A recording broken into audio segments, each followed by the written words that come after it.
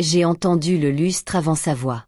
Ce doux tintement au-dessus de la table, juste au moment où ma mère se penchait et disait « On ne t'invite que par pitié, alors ne t'attarde pas. » Fork marqua une pause.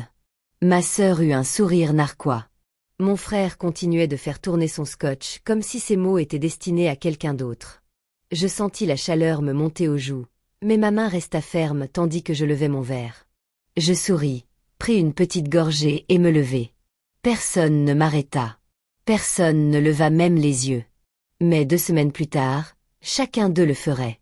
Avant de continuer, j'ai juste besoin de savoir qu'il y a quelqu'un qui a déjà entendu des mots comme ceci.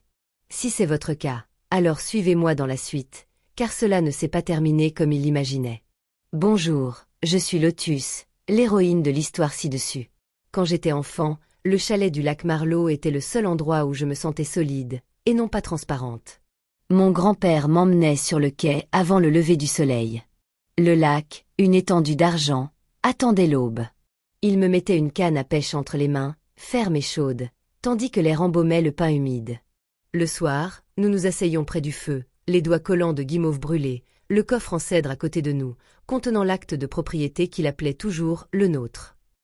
Un jour, il m'a dit, « Ce sera à toi de le protéger. » J'ai gardé ces mots comme une promesse. Mais après sa mort, le chalet est devenu tout autre chose. Mes parents l'ont discrètement intégré à ce qu'ils appelaient la maison familiale, même si le titre de propriété restait à mon nom. Les voyages d'été étaient organisés dans des conversations de groupe auxquelles je n'étais jamais conviée tant que tout n'était pas finalisé. Des photos de ces week-ends ont commencé à apparaître dans des cadres un peu partout dans la maison. Mon frère sur le ponton, faisant semblant d'avoir pêché le plus gros poisson, ma sœur enveloppée dans une couverture sur la véranda. Mes parents souriaient comme s'ils avaient tout construit eux-mêmes. Je n'apparaissais sur aucune photo. J'ai appris très tôt que dans ma famille, l'attention n'était pas partagée, elle était attribuée. Mon frère en était l'exemple parfait. Ma sœur était la coqueluche de tous. Et moi, j'étais la petite dernière, celle qui faisait tout à la disposition des autres. Quand j'ai été admise au tableau d'honneur, personne n'est venu à la cérémonie.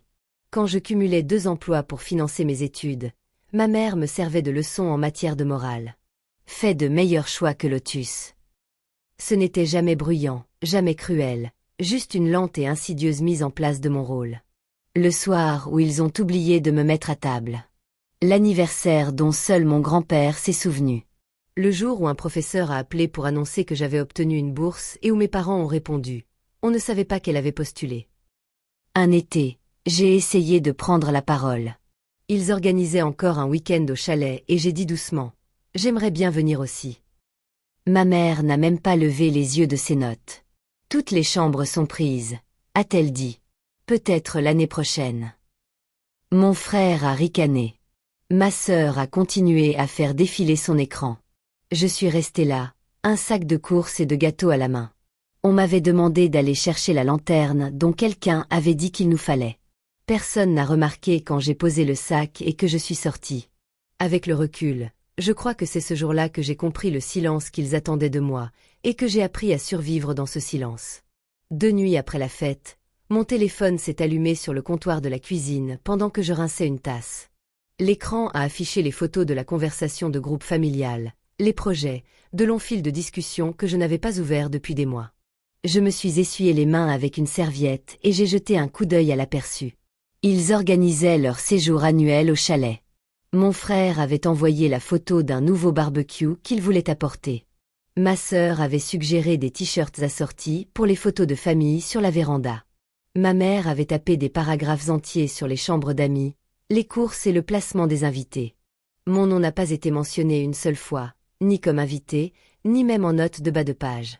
C'était comme assister à une pièce de théâtre où j'avais été retiré de la distribution, mais où mon nom figurait au générique pour des raisons légales. J'ai tapoté l'écran, faisant défiler silencieusement. Toutes les chambres étaient prises. De toute façon, Lotus ne vient jamais vraiment. On utilisera sa clé si elle oublie de la rendre. Sa clé. Comme si elle était chez elle. Comme si je ne l'avais pas fait. Une petite icône d'enveloppe apparut en haut de l'écran. Encore un courriel de la banque, le genre que j'ignore d'habitude. Je l'ouvris par réflexe. C'était un rappel concernant un compte joint auquel je ne me souvenais pas avoir consenti.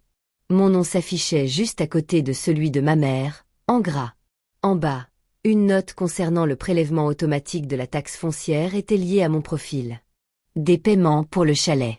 Des paiements que je n'avais pas autorisés. Je fixais l'écran, la cuisine soudainement trop silencieuse. Le réfrigérateur bourdonnait. Une voiture passa dehors. Ma respiration était lourde, comme si l'air s'était épaissi. Je n'étais pas simplement oubliée. Je n'étais pas juste une invitée de plus. J'étais un nom qu'ils utilisaient quand les papiers exigeaient un responsable. Je posai le téléphone sur la table, écran contre la table. La vibration des nouveaux messages résonna contre le bois, comme quelque chose qui essayait de revenir attirer mon attention. Je ne le pris pas. Au lieu de cela, je m'assis dans le fauteuil près de la fenêtre, repliai mes genoux contre ma poitrine et regardai les lumières de la ville scintiller sur la vitre. Des serviettes pendaient de travers sur le comptoir. Une pile de courriers était appuyée contre la corbeille de fruits. Tout semblait immobile, comme suspendu, en attente. J'ai fermé les yeux un instant. Quand je les ai rouverts, j'ai senti quelque chose s'apaiser. Ni colère, ni même de peine, juste de la clarté. J'ai esquissé un sourire, discret, presque imperceptible. Le genre de sourire que personne dans cette conversation de groupe ne remarquerait jamais. Mais bientôt, si. Le lendemain matin, je me suis réveillée avant que mon réveil ne sonne. L'appartement était plongé dans une pénombre grise qui adoucit tout, apaise. J'ai attaché mes cheveux avec l'élastique que je gardais à mon poignet. Je suis entrée pieds nus dans la cuisine et j'ai mis en marche la cafetière. Son lent goutte à goutte emplissait le silence comme un métronome. Je me suis assise à la petite table en bois, dont la surface était marquée par des auréoles de café et des rayures dues à des années de travail. J'ai ouvert mon carnet, celui-là même que j'utilisais pour mes clients indépendants, et j'ai tourné une page blanche. Le stylo me paraissait plus lourd que d'habitude, mais les mots venaient facilement. Vendre le chalet. Clôturer les comptes joints. Appeler l'avocat pour la succession. 3 lignes, nettes, simples, régulières. Un plan né du silence. J'ai pris une gorgée de café, puis j'ai ouvert le classeur métallique. Il a grincé comme toujours, le bruit résonnant dans la pièce. À l'intérieur, des années de documents, de vieux relevés bancaires, des avis d'imposition, des factures, des choses que la plupart des gens auraient jetées. J'ai tout gardé. Ce n'était pas par sentimentalisme. C'était une question de survie. Au fond, enveloppé dans une vieille enveloppe, j'ai trouvé l'acte de propriété du chalet. Le papier était légèrement jauni, imprégné encore d'une légère odeur de cèdre provenant du coffre de mon grand-père. Je l'ai posé délicatement sur la table, en lissant les bords avec la paume de ma main. À 7h14, j'ai appelé Dan. Il a répondu d'une voix fatiguée, en s'éclaircissant la gorge. Lotus, tout va bien. Je dois vendre le chalet, ai-je dit. Sans hésiter, calmement, efficacement. Il y a eu un silence assez long pour que je l'imagine se redresser, se réveillant complètement. Celui près du lac Marlowe, celui de tes grands-parents. Oui, je croyais que tes parents l'utilisaient. Si, dis-je, mais ce n'est pas à eux. Un autre silence. Un déclic. Le genre de déclic où l'on réalise que le sol sous ses pieds n'est pas celui qu'on croyait. Très bien, dit-il lentement. Envoyez-moi tout ce que vous avez. Je m'occuperai des papiers. Nous avons raccroché. J'ai scanné l'acte de propriété page par page, le léger bourdonnement du scanner remplissant la cuisine. J'ai envoyé les fichiers à Dan avec un court message, puis je suis passé à l'élément suivant sur ma liste, les comptes joints. Je me suis connecté au portail bancaire. La lumière bleu-blanc de l'écran de l'ordinateur portable éclairait mon visage. Mon nom apparaissait à des endroits inattendus. Co-signataire d'un ancien compte courant, co-signataire secondaire d'une ligne de crédit liée au prélèvement automatique des taxes foncières du chalet. J'ai cliqué sur chaque élément, lisant les petits caractères, les dates, les signatures. Certains remontaient à plusieurs années. Fermer le compte. Supprimer le nom. Désactiver le prélèvement automatique. Chaque action produisait un léger cliquetis, comme un jeu de dominos au loin. Je prenais des notes au fur et à mesure, cochant les confirmations dans mon carnet. À un moment donné, mon téléphone vibra. Un SMS de ma sœur et de ma mère organisait le voyage. « Tu viens ou pas ?» Je laissai le message disparaître de l'écran sans l'ouvrir. À midi, J'avais fermé 4 comptes, me désinscrite de 3 autres et annulé tous les prélèvements automatiques à mon nom. Le silence dans l'appartement avait une autre signification. Non pas un silence vide, mais un silence intentionnel, maîtrisé.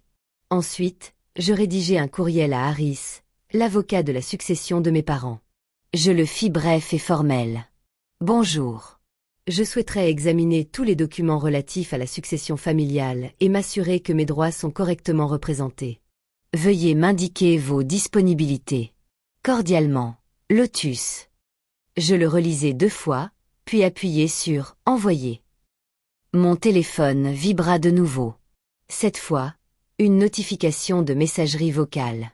Sans doute ma mère, même si elle ne m'avait pas appelé directement depuis des semaines. Je ne l'écoutais pas. Pas encore. Au lieu de cela, je nettoyais la table, empilant les papiers en une seule pile bien organisée. Je les glissai dans un dossier et le posai sur le comptoir. L'appartement me semblait plus net, comme si les contours des choses s'étaient précisés. Le plan n'était pas émotionnel. Il n'était pas bruyant. Il n'avait pas besoin de l'être. Il était méthodique. Précis. Incontestablement le mien. Vers 15 heures, Dan m'a envoyé un texto. J'ai reçu l'acte de propriété. Tout est en règle. Je lance discrètement l'annonce. On vous tiendra au courant des offres. J'ai simplement répondu « Merci ». Alors que l'après-midi laissait place au début de soirée, je me suis assise près de la fenêtre avec une tasse de café. La ville s'animait en contrebas, voitures, voix, vent contre la vitre. Je les observais dans un calme que je n'avais pas ressenti depuis des années. Ils m'avaient si longtemps traité comme un nom qu'ils pouvaient utiliser comme une case. Comme une signature qu'ils pouvaient emprunter. J'avais joué le jeu. J'étais restée silencieuse. Mais cette fois, le silence m'appartenait. J'ai fermé mon carnet, posé mon stylo dessus et pris une profonde inspiration. Cette fois, je ne réparais pas ce qu'ils avaient cassé. 2 semaines s'écoulèrent avant que quoi que ce soit ne se produise. Assez longtemps pour que le silence s'installe dans mon appartement comme une seconde couche de peinture. J'ai travaillé, préparé des repas simples, répondu à mes courriels et regardé la ville défiler par ma fenêtre. Rien de dramatique, juste le temps qui passe, tranquillement, comme toujours, jusqu'à ce que quelque chose se brise. Le premier signe est apparu un matin, tôt. Je pliais le linge quand mon téléphone a vibré. Un message de Dan. Offre reçue. Acheteur au comptant, signature imminente. Les fonds seront transférés directement sur ton compte. J'ai relu les mots 2 fois, non pas par incrédulité, mais parce qu'ils me semblaient étrangement lointains, comme si je lisais le récit de la vie de quelqu'un d'autre. J'ai répondu par un simple « approuvé » et j'ai posé mon téléphone. À midi, le chalet avait disparu. Je n'ai rien dit à personne, mais ils l'ont découvert malgré tout. Le soir même, ma sœur a inondé la conversation familiale de messages. Ils arrivaient à toute vitesse, comme si elle tapait en faisant les 100 pas. Quelqu'un a changé le code du chalet? Maman panique. Papa dit que le panneau de l'agent immobilier n'était pas là la semaine dernière. Lotus, qu'as-tu fait? Je n'ai pas ouvert la conversation. J'ai juste regardé les messages s'empiler sur mon écran de verrouillage, chacun plus alarmant que le précédent. 1 heure plus tard, ma mère a appelé 3 fois. Puis elle est passée à la messagerie vocale. Lotus, ce n'est pas drôle. Rappelle-moi immédiatement. Puis une autre. Tu n'avais pas le droit. Ce n'est pas ta décision à toi seul. Rappelle-moi maintenant. Et une autre voix, brisée. Lotus, s'il te plaît, tu me fais peur. Rappelle-moi. Je ne l'ai pas fait. Au lieu de cela, je suis restée assise à la table de la cuisine à siroter un café tiède, regardant le compteur de la messagerie vocale grimper comme un minuteur. Pour la première fois, leur panique ne pouvait être dissimulée derrière des mots polis ou un ton contrôlé. Elle était brute, inégale, authentique. Puis sont arrivés les relevés bancaires. Ma mère a envoyé une photo par SMS, floue, penchée, mais je pouvais encore distinguer les notifications rouges. Compte clôturé. Ligne de crédit suspendue. Prélèvement automatique de la taxe foncière échoué. Signature secondaire supprimée. Elle n'a pas joint de message à la photo. Ce n'était pas nécessaire. L'image parlait d'elle-même. Quelques minutes plus tard, mon frère a appelé. Puis encore, puis encore. J'ai laissé chaque sonnerie s'estomper dans la pièce comme une alarme lointaine. Finalement, il a envoyé un seul message. Que se passe-t-il? Je posai le téléphone face contre table. La vibration résonna légèrement contre le bois.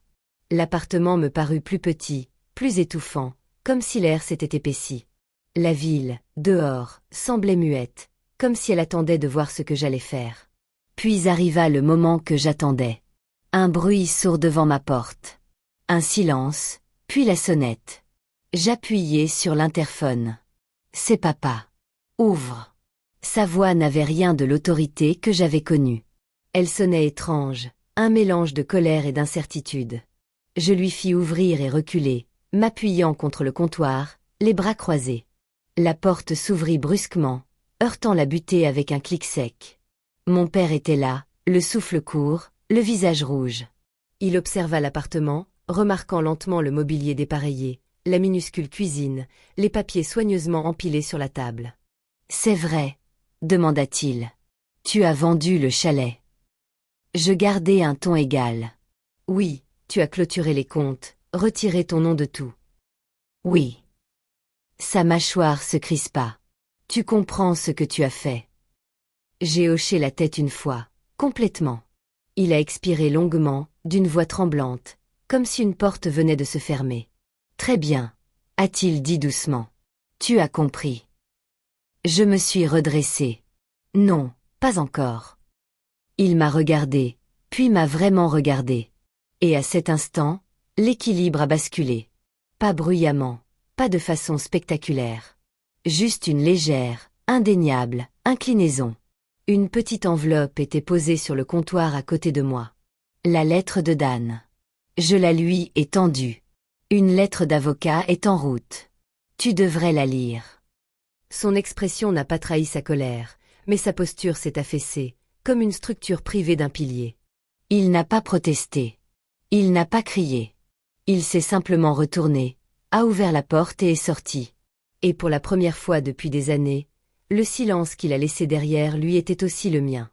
Le lendemain matin, après le départ de mon père, l'appartement était d'une luminosité inhabituelle. La lumière du soleil filtrait à travers les rideaux fins, dessinant de discrets traits obliques, et se posait sur la table où les derniers papiers étaient encore soigneusement empilés. Le silence régnait dans la pièce, hormis le léger bourdonnement du réfrigérateur et le doux goutte-à-goutte de la cafetière qui achevait son cycle. Je me déplaçais lentement, presque avec précaution, comme si l'air s'était chargé d'une nouvelle densité. Je versai du café dans ma tasse ébréchée, la pris à deux mains et me tins près de la fenêtre. La ville s'animait en contrebas, voitures, piétons traversant les rues. Un chien tirait son maître vers le parc. Des choses ordinaires, immuables, qui n'avaient besoin ni de ma permission ni de ma présence. Mon téléphone vibra sur le comptoir. Un aperçu de message apparut.